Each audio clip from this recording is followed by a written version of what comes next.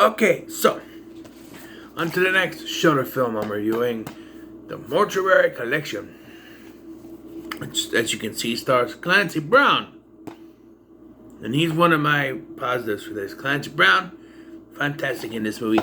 I was actually surprised. I didn't realize until I started watching it. This is an anthology film where he starts narrating everyone has a story, and I'm like, is this an anthology movie? The answer is yes. The wraparound for there are 4 different stories, technically. The wraparound is this young woman. She arrives at this mortuary, and she claims to be applying for a job. And so she asks Clancy Brown, who plays the mortician Montgomery Dark, to tell her a story. Tell her stories, and he tells her 3 stories, the third story being told by her. First story is really short, so I like 2 of the stories I liked, 2 of them I didn't. So you can say this is kind of hit or miss for me. But the first story, mostly these stories about people getting what they deserve. Bad people getting what they deserve. So, in very weird and supernatural ways. The first story is a woman who has stolen a bunch of wallets, and she's in some upstairs bathroom at a party that she's at. She's going through the wallets when she notices a medicine cabinet, and she thinks she wants to steal from there. So she opens it, where there's a tentacle monster that grabs her and kills her. End of story. Yeah, that's very quick. And I was like, are they all going to be that quick? No, they aren't. Because the next one goes on for quite a while. It's the story of this is story number 2. Story of this college guy who is using a condom campaign to have sex with college girls, of course. And he hooks up with this chick at a party where she makes him put on a condom. Now, he tells her to turn over, and he takes it off. However, there's a problem with this later when she eventually finds out that he wasn't wearing a condom, and she had no idea he wasn't. I call bullshit, because we are told later that maybe she did know he wasn't wearing a condom, but she obviously should have. And here's why. Because, he tells her to turn over. And if they just ended where he was doing the doggy style, that would be fine. She never knew. But then they cut and they show that he flipped her back around and he was moving around. She would have noticed that he wasn't wearing it at some point. Anyway, after he wakes up the next day, he's got a strange rash down there. And so he goes to see the resident college doctor, Dr. Kubler. Now, this Dr. Kubler character is a character in each of the stories. Now, except for the first one, I think I didn't see him in that one. It's so quick, who knows? Then he starts to get something going on down there, and then he starts to feel strange in the stomach area. The doctor is checking him out, and he has a heartbeat in the stomach, because apparently he's pregnant. And so his frat brothers, he's in a frat, of course he is, starting to celebrate his 67th sexual encounter, because apparently 67 is a sacred number at this college that he goes to, or in that fraternity, at least. And pardon me. So while they're celebrating, they're having problems lifting him, first of all, and then his water bursts. And so he goes to the girl's place, her parents' house, whatever, and they're really pissed, and they lay him down on the bed, and it turns out he gives birth to a creature. Now, we get a horrific sight with this, because we see very quickly, his dingley-dongly burst, and this creature baby pop out. You don't really get to see exactly what it looks like. you get like a really creepy hand later, but we're made to believe that she's done this a lot. So apparently, and she gets all pissed because he wasn't wearing a condom, but like, I have a feeling she knew he wasn't wearing a condom because she would have noticed. And I feel like she noticed but didn't say anything to make him feel like he got away with it. That's just my thought process. But, yeah, and so we see there's a whole room full of these baby creatures, and she's about to do it again, maybe. So, who knows? And I do like that it's not just, oh, these creatures are children, but even the mom, like the girl's mom, is afraid. She's tiptoeing, and she accidentally steps on a baby toy. Then they start to freak out, and she runs out. This is one of the ones that I like. Didn't care the first one; it was too quick. Couldn't really even figure out what was going on until it was too late. But this was pretty good. And because after the first story, I do like though that after the first story, even Sam, who is our female character here, says it wasn't a good story. So they're in the know. They think they did it on purpose. And they tell this story, and she said it was pretty good, but anything else. So we tell this next story, which is this guy taking care of his comatose wife. They got married, and something happened where she ended up being in a catatonic state.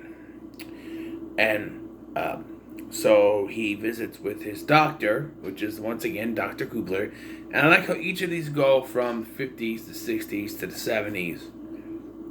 You know, changing.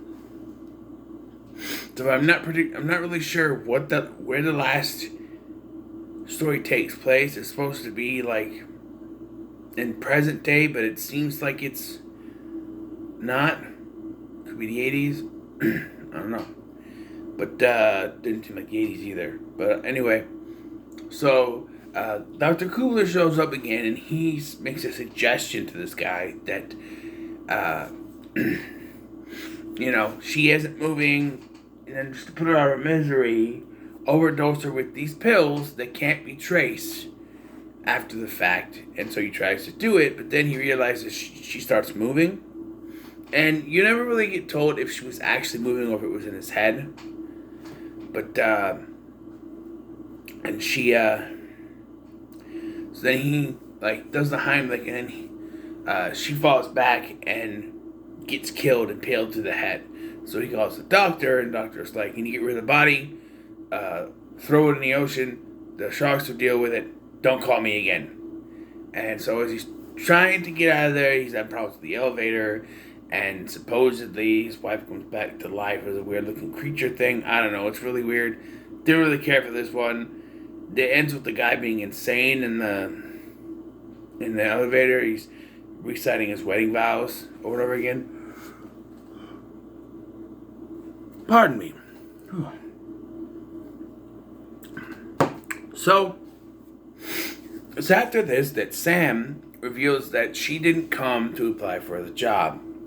She came here for the little boy that he's about to cremate.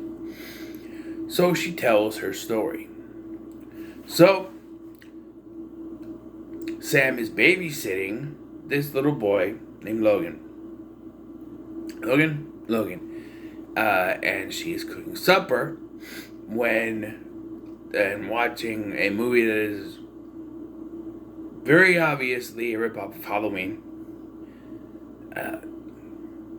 The main girl looks like Annie that's supposed to be in there, but yeah. So we're wearing glasses, but you know. And so she's watching this, and you can tell she's really into it. And like they keep calling. Apparently she's not answering the phone because they keep saying, why aren't you answering the phone? She's in there cooking dinner. She's got music playing, and over the TV we see that there's a bulletin about an escaped mental patient. We don't see a picture yet, but they escaped from mental asylum, and they are a sort of like a tooth killer where they're cannibals where they eat the child and take a tooth as a souvenir. So yeah, this child is screwed. So she's in there cooking dinner when all of a sudden she turns around. She's the guy with like a wound in his head. And I do love the way they do this, where you fully believe that this guy is the escaped mental patient, especially when he says he's all wet and he looks insane. He's saying, "Where's the boy? Where's the boy?" I like this, especially when you get the twist that I didn't see coming. Because I'm rooting for this girl, right? But in the end, you're like, oh, you're rooting for her. You know she's going to survive because she's telling the story, right? This is the story she's telling. Why is she coming for the boy? Does she have a connection as the babysitter? Babysitters often have a connection, you know, with their children and babysitters. Maybe she isn't ready to let him go. So they're chasing around the house, there's a fight, and eventually she gets the upper hand and she drops the TV on him, which doesn't break, but it just makes his head go. And parents come home just in time to walk in on him with the TV on his face, and they're like, "Who is it?" And the babysitter's name is Sam. They kept calling, she wouldn't answer, and then they look down, and they're looking at this babysitter, this guy, and they go, "It's Sam. It's the babysitter." Uh-oh. She was the psycho the entire time, and it turns out the dinner she was cooking was the boy. And they find the charred remains of the boy. And it cuts back to the wraparound one final time for a double twist. So she's the killer, and she wants the tooth. And she takes the tooth and pushes the body in the